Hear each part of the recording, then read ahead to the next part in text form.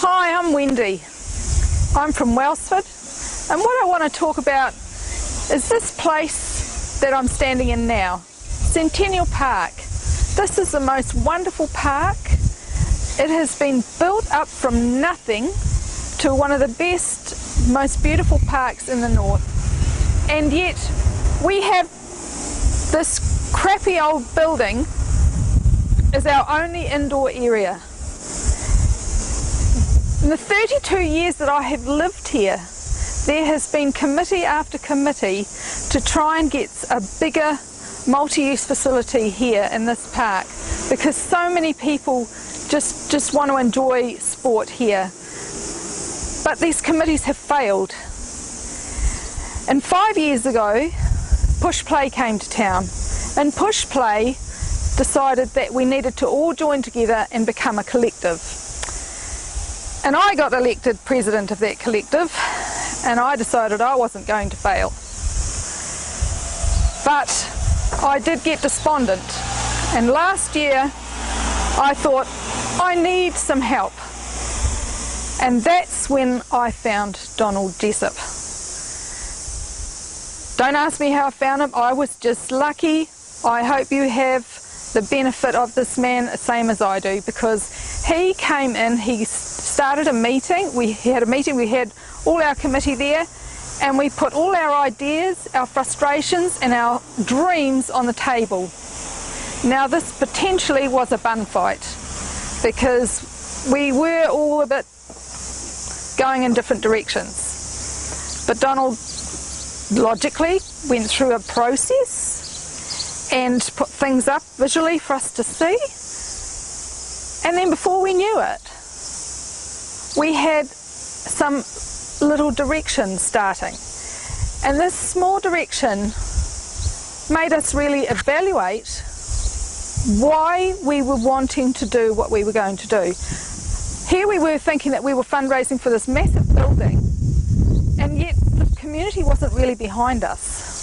The community was more interested in getting things that could happen now. And those sorts of things are things like walkways and cycleways and getting off the main highway, which is just full of cars. I mean, Welsford, you just go through it on your holidays. So we had to re-engage with the community. Donald showed me how to do that. And what started it all off was the council putting up a for sale sign. They wanted to sell this land out here, and we've been campaigning for 4 years to get them to change that to a reserve. This reserve is so important because it is right between the golf club and this park. It would make a huge lovely green space, and when people found out that the council were wanting to sell it, they were really anti the council. So I started a campaign. I said, right, save our green space. We had a Facebook page, we had a petition, I went and talked to school assemblies, and any events that we were running, I had stalls where people could come and write their feedback. And this was all happening before the local body election last year, and it became an issue. And that issue raised voter turnout by 6%. Finally, I felt that the community was listening. And then Penny Webster took it off the market, and she said, come and talk to us.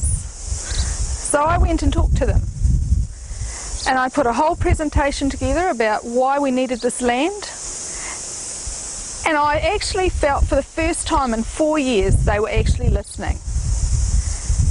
Now, it's pretty hard to stay motivated working in a community as a volunteer when there's such apathy and such lack of people wanting to see the big picture.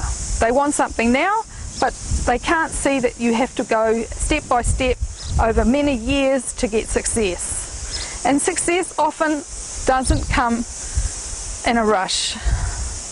And Donald taught me that, and he helped me to understand that by phoning me up and saying, how's it going? Well, often I had bad news for him because I just was at my wit's end sometimes. But if without that person helping you from the outside who can see in a different way, with a different perspective, it's very hard to get that motivation to keep going and to find that little bit of success wherever it may be. And I'm just so happy that I found Donald, because I would never have found that success without him, I don't think. And I hope he can help you too.